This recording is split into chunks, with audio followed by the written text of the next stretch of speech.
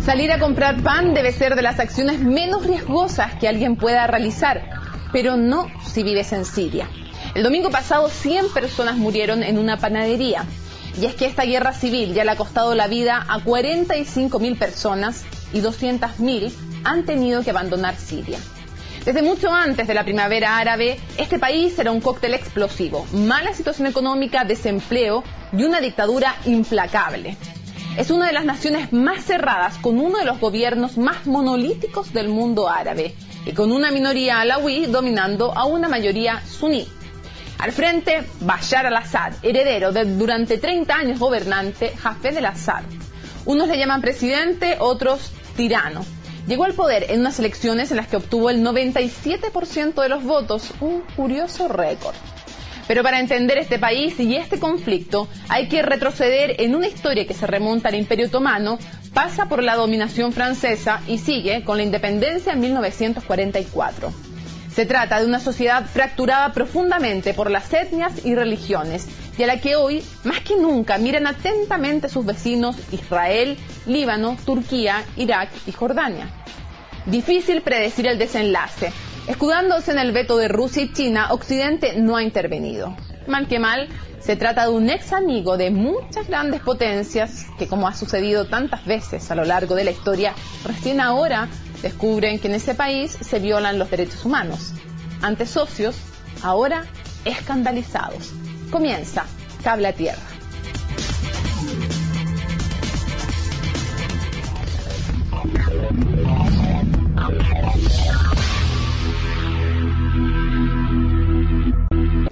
Hola, bienvenidos a este segundo capítulo de Cable a Tierra. Hoy vamos a conversar sobre Siria y para eso nos acompañan dos de nuestros panelistas habituales. Olga Ulianova, muchísimas gracias por estar con nosotros.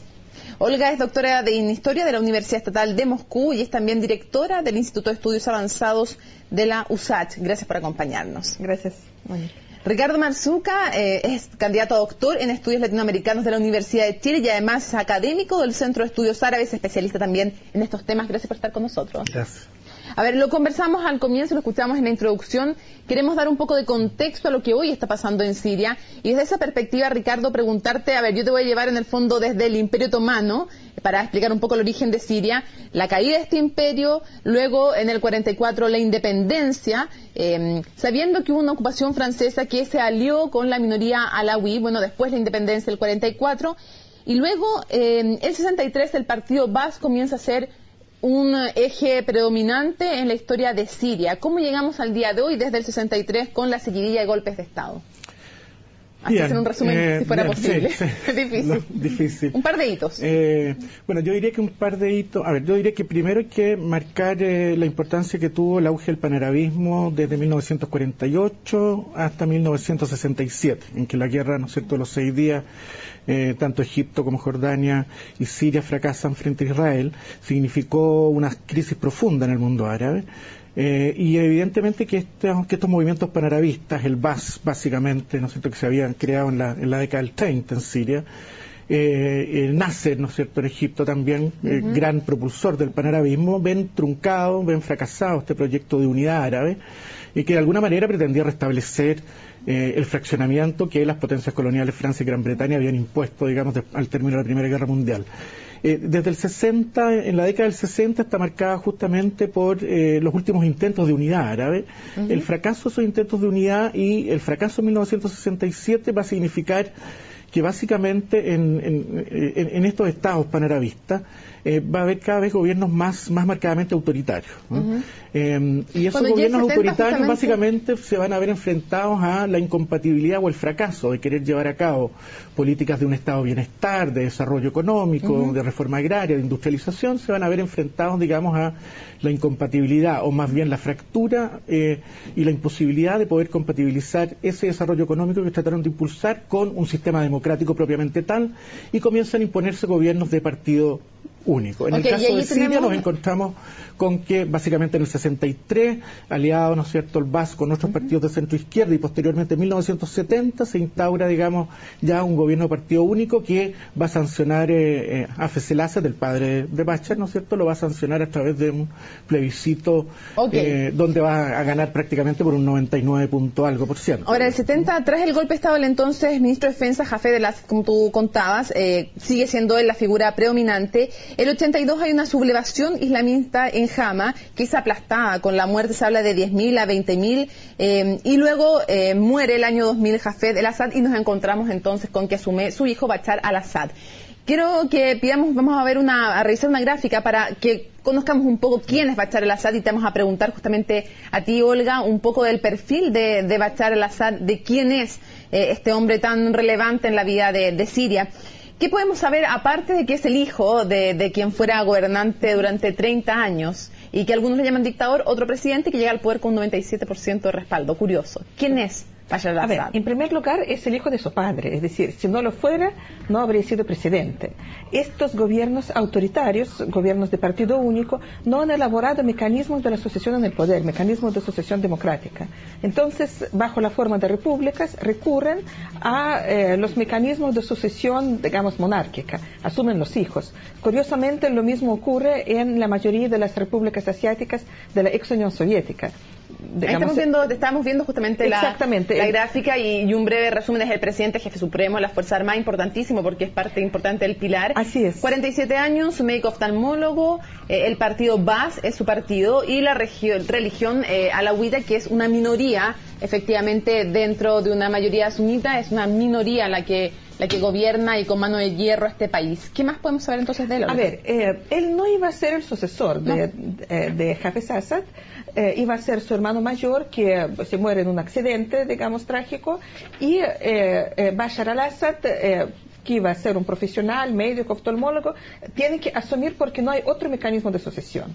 Sí, ahora, el hecho de que sea al mismo tiempo presidente y jefe supremo de las Fuerzas Armadas es de extrema importancia, porque en los países donde ha gobernado y donde sigue gobernando el partido Baas, es el partido único, es el partido Estado, pero al mismo tiempo es el partido Fuerzas Armadas. Y Fuerzas Armadas es si podríamos decir, el principal cuerpo de apoyo hoy día de su régimen. Pregunta entonces para Ricardo. Estamos hablando de un partido único, el poder del ejército, también el nacionalismo, una dictadura férrea y bien dura, uno de los países más cerrados del mundo en ese sentido. ¿Es solo eso, o hay también partidarios de Bashar al-Assad que genuinamente están con este dictador y, por ejemplo, la mitad de la población trabaja para el Estado? ¿Hay algo de eso también? ¿Hay partidarios que lo respalden? Antes de irnos rápidamente al tema de la fractura religiosa en el país. Sí, bueno, yo lo primero que agregaría, y que es importante, es que se pensó en una suerte de reforma y apertura política con Bashar al-Assad. Pasó lo mismo, y se pensó lo mismo con el rey Hassan II de Marruecos, lo mismo con Abdallah II en Jordania, una generación joven formada en Europa, se esperó una cierta apertura, y yo diría que ahí se superpusieron los mecanismos de poder, sobre todo de un partido único, pero además habría que agregar el factor de la importancia que tiene o sigue teniendo, sobre todo en un país como Siria, que en algún momento bajo los otomanos constituyó la Gran Siria, Blad Shams se dice en árabe, ¿no es cierto? Entonces, el nacionalismo árabe ha sido una ideología predominante en Siria. Por lo tanto, yo diría que hay una parte significativa de la población que siguió apoyando, digamos, al partido Baas y a esta suerte de dinastía, digamos, de los al-Assad, digamos. Ahora, indudablemente que ciertos factores de liberalización económica, fin de subsidios, corrupción, clientismo, fueron, digamos, en el transcurso de la década del 2000, gatillando, ¿no es cierto?, esta fractura entre la sociedad civil y los gobernantes, que es parte de un contexto árabe también más amplio. A propósito de la población, vamos a revisar ahora justamente una gráfica que tenemos preparada respecto a la composición de la población. Mientras te preguntamos también, Olga, son 22 millones aproximadamente de personas, estamos viendo una división étnica, 90% árabes, 5% de kurdos, y el 5% también que estamos viendo se dividen entre armenios, asirios y cherquesos. Ahora, una división religiosa, 74% suníes o sunitas, el 10% de alawitas, que son los que gobiernan y dominan a las mayorías, 10% de cristianos, 6% de drusos. ¿Cómo conviven? Porque es una sociedad bastante fracturada desde esa perspectiva, Olga. Sí, es una sociedad fracturada, pero curiosamente, bueno, hasta hace poco no han habido muchos conflictos de carácter étnico, ¿sí? La minoría alawí, la que está gobernando, en su momento se convierte en el principal aliado de los franceses, que asumen el gobierno en la Gran Siria todavía, o en la parte de Gran Siria, actual Siria y Líbano, sí, después de la Primera Guerra Mundial, bajo el mandato de la Liga de las Naciones. Los franceses se apoyan en una minoría que ven más urbana, más laica, más cercana a ellos, en definitiva, tal vez, más afín. Y al mismo tiempo minoría, que a su vez necesitaría del poder colonial europeo como aliado, ¿sí? Somos minoría, necesitamos a la colonia para firmarnos en el poder. Una alianza ahí. Una alianza, exactamente, sí. Y ¿cómo se llama? Bueno, ya desde aquellos tiempos se convierte en el grupo más occidentalizado, más ilustrado, más laico, y es el grupo que, bueno, hereda el poder cuando Siria obtiene la independencia. Ahora, en la formación del Partido Baas juegan un papel importante otras minorías. Precisamente, una cosa bien curiosa, que quienes desarrollan esta ideología del nacionalismo árabe o del socialismo nacionalista árabe, que es una ideología bastante compleja, ¿sí? Son aquellos que representan minorías en los países árabes y pueden ser grupos diferentes. Okay. En el caso de Siria son alawitas, son cristianos que juegan un papel muy importante, pero por ejemplo en Irak, en la formación del Partido Baas, los suníes, que son la minoría en Irak, van a ser importantes. Perfecto. Ahora estamos hablando de un país con un serio problema económico, donde les decía yo que la mitad evidentemente de la población trabaja para el Estado, con un crecimiento que ha bordeado en los últimos años el 2%, de hecho 1,9% el 2009, con un ingreso per cápita promedio de $4.800, o sea, bajo también. Petróleo, textiles, procesamiento de comidas dentro de los principales roles económicos. Pero si hablamos del rol político, Ricardo, como antes de la pausa, para resumir un país que ya dijimos cuáles eran sus vecinos, vimos su mapa, tiene al oeste Israel, al este Irak, o sea, complicado. Tiene un rol importante. ¿Cuál es el rol que ha jugado, por ejemplo, en el financiamiento a Hezbollah en el Líbano? Por dar uno de los ejemplos de cuál es el rol que ha jugado Siria en la historia moderna en su región. Bueno, ha jugado un rol relevante. Primero jugó un rol relevante porque de alguna manera la idea de reconstituir en algún momento bajo la ideología panarabista la unidad árabe perdida, ¿no es cierto?, fracturada por el colonialismo europeo, de alguna manera el nacionalismo árabe, además de Egipto, se afincó con mucha fuerza en Siria, además de Irak, digamos. Eso es un factor importante. Ahora, otros elementos tienen que ver también con la importancia que la población ha jugado, digamos, en términos de seguir apoyando el nacionalismo árabe.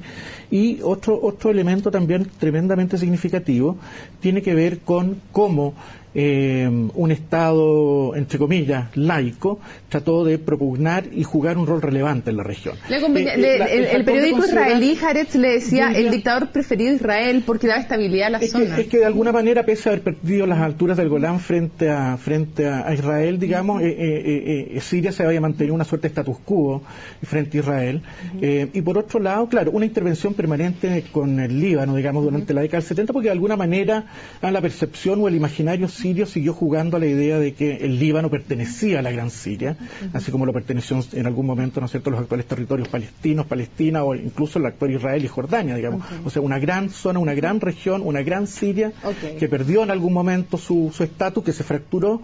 Entonces, la intervención permanente de Siria en el Líbano tiene que ver justamente con eso. Perfecto. Y con un rol relevante, digamos, en darle cierta estabilidad regional, digamos, a una zona tan convulsionada, digamos, como es la zona del Mashrek, digamos, la zona del Próximo Oriente. Vamos a hacer una pausa en Cable a Tierra y al regreso vamos a hablar de cómo se proyecta el conflicto hoy, ya que hemos revisado el pasado y qué rol ha jugado la primavera árabe en todo este conflicto. Pausa y ya regresamos a Cable a Tierra.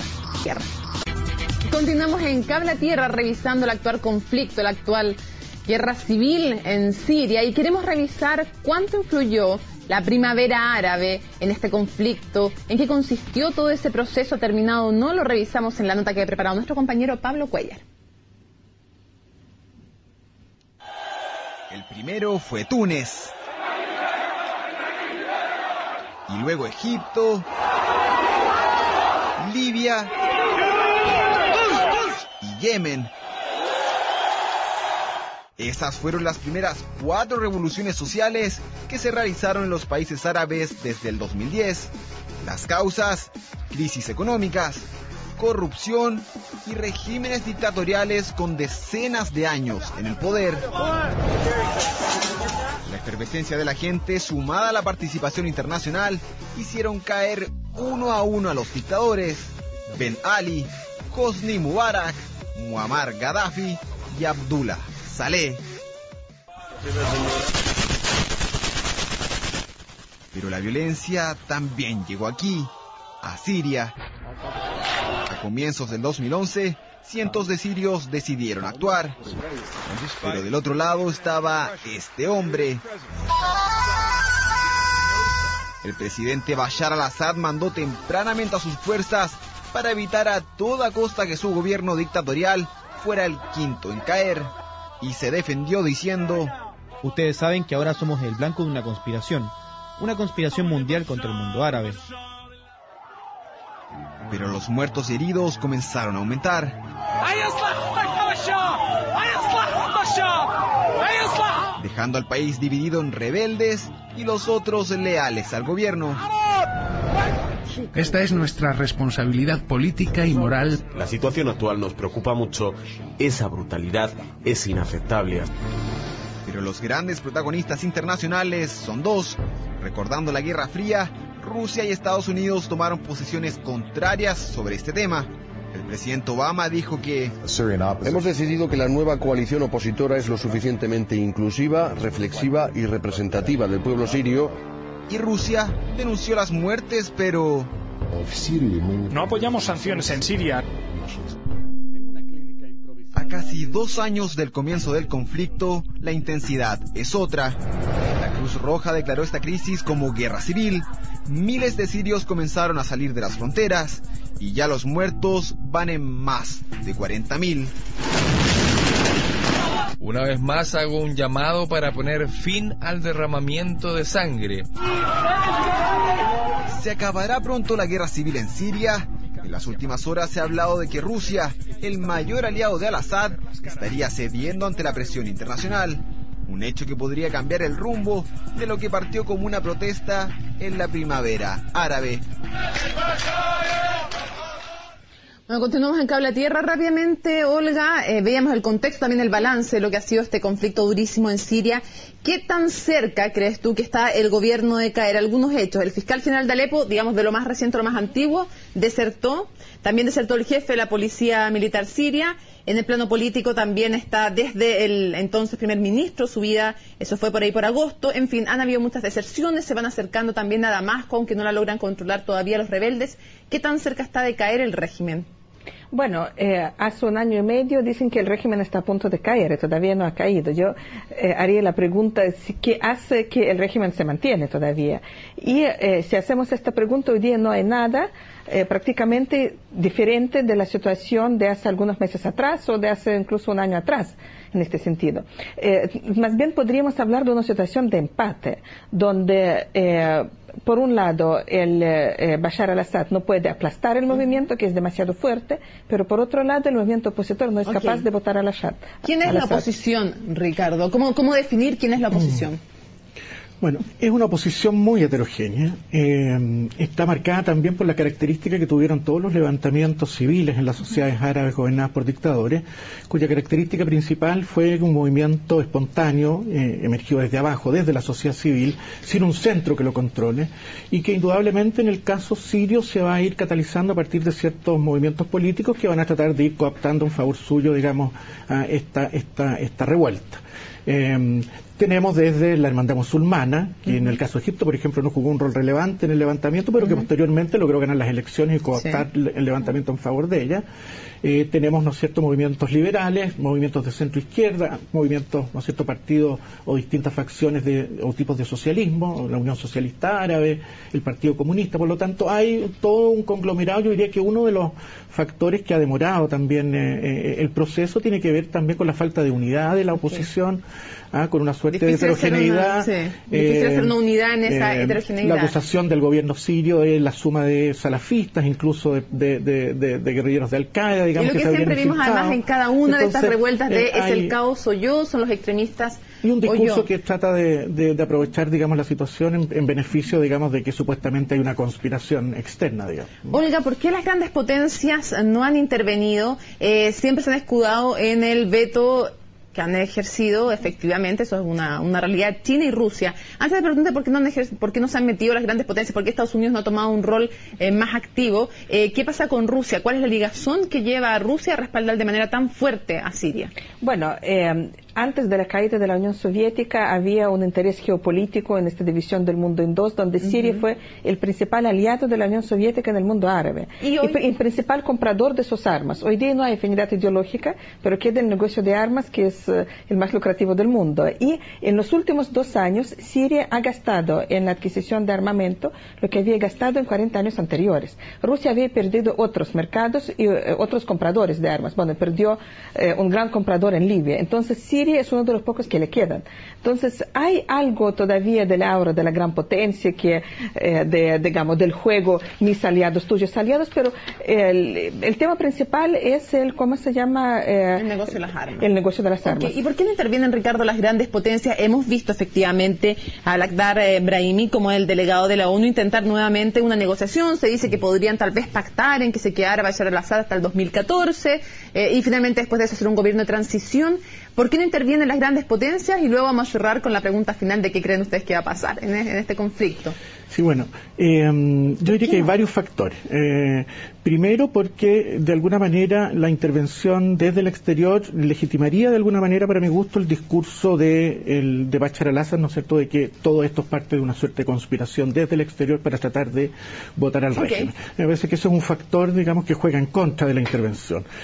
En segundo lugar, la intervención en una zona como donde está, ¿no es cierto?, Siria, en el corazón del Mashrek del mundo árabe, indudablemente que podría generar una situación de inestabilidad potente, de acuerdo a la respuesta que pudiese entregar, digamos, Siria, pero además... Con un país que además uno de los arsenales de armas químicas más importantes yo no sé si del realmente... mundo, dicen algunos otros dicen que está sobrevalorado. Claro, que está sobrevalorado, que podría estar relacionado incluso, como se acusó en algún momento a Saddam Hussein, de tener un... Entonces, yo diría que ese puede ser un juego de discurso, pero en lo central, la desestabilización de la región, la fragilidad del Líbano frente a lo que puede acontecer en Siria, la frontera de Siria con Irak, la situación, ¿no es cierto?, actual de tensión que se vive también con Irán, digamos, en el contexto regional. Entonces, a mí me parece que la intervención desde el exterior hace difícil prever una acción militar como se pudo hacer, por ejemplo, en Libia, digamos, donde el contexto regional es totalmente distinto. Para cerrar, tenemos prácticamente como 40 segundos para cada uno por una pregunta que es compleja siempre. Si cae este régimen, ¿cómo se avisora el panorama en la región? Tú me podrías contestar, Olga, en la región, y tú, Ricardo, ¿qué país surge? Bueno, la inestabilidad en la región va a aumentar. Henry Kissinger hace algunos meses dijo que, bueno, que eso en general pone en jaque, digamos, todo el orden internacional. Sí, tal vez exagerando un poco, pero bueno, lo más probable es que va a seguir, digamos, la misma pauta que han seguido otros, digamos, países de la región, donde a la primavera árabe le siguió un invierno islamista, es decir, frente a la dispersión de la oposición liberal democrática, laica, socialdemócrata o todos los demás grupos que existen, hoy día la mayor cohesión presentan los hermanos musulmanes. Y lo más probable en las condiciones de elecciones digamos, democráticas, con mayor votación de los sectores populares hoy día en Siria, ganarían los hermanos musulmanes. Entonces, eso podría llevar a una situación similar a la que, bueno, hoy día observamos en Egipto, que puede ser a su vez también una de las razones por qué las potencias no intervienen. Y para cerrar, Ricardo, ¿qué país emergería si cae este gobierno? Sí, bueno, yo comparto el juicio de Olga. Me parece que esta primavera árabe que partió, digamos, con todo un movimiento social de liberalización, de democratización, indudablemente que ha emergido, digamos, con mucha fuerza el Islam político. La hermandad musulmana, sin embargo, ha aparecido a los ojos de las potencias occidentales, entre comillas, como una suerte de mal menor, en la medida que tiene un discurso islamista, pero por otro lado parece, desde el punto de vista, por ejemplo, económico, muy amiga, digamos, de la liberalización económica, no es enemiga del neoliberalismo, por el contrario, son bastante pragmáticos los miembros, ¿no es cierto?, de la hermandad musulmana. musulmana. Y en ese contexto aparece, digamos, con la posibilidad de conducir una suerte de sistema democrático donde, claro, probablemente nos vamos a encontrar con cierto conservadurismo social, sobre todo, digamos, con la aplicación de ciertos principios en forma más rigurosa, digamos, de la Sharia, pero por otro lado, de alguna manera también se puede ir configurando una suerte de nuevo orden regional. Es interesante, yo diría que el modelo turco, por ejemplo, Occidente le ha ido quitando los temores con respecto al islamismo. En Turquía gobierna un movimiento, ¿no es cierto?, islamista, en un contexto democrático. En Egipto hemos visto que hasta ahora Mursi, pese, ¿no es cierto?, a las críticas y a la tensión actual, trata de dialogar con la oposición. Está muy agradecido después de todo lo que hizo en la crisis entre Israel y los palestinos. Está muy agradecido con él. Entonces, en ese contexto me parece que un islam político, entre comillas, moderado, un islam moderado, que es un término que a mí no me gusta mucho acuñar, pero que de alguna manera apareció en el vocabulario y en el discurso actual. Sí, yo sé que no te gusta porque además es suponer que el islam normalmente es radical y eso es una caricatura también del Islam. Supuesto. Olga, muchísimas gracias por habernos acompañado. Ricardo, muchas gracias por haber estado en Cable a Tierra. Muy amable. ¿Habrá entonces un invierno después de esta primavera árabe en Siria? Lo comentaba también un hombre en Siria y decía, bueno, pero al menos después del invierno vuelve a haber un verano y tendremos al menos democracia. Lo vamos a seguir analizando en un nuevo Cable a Tierra.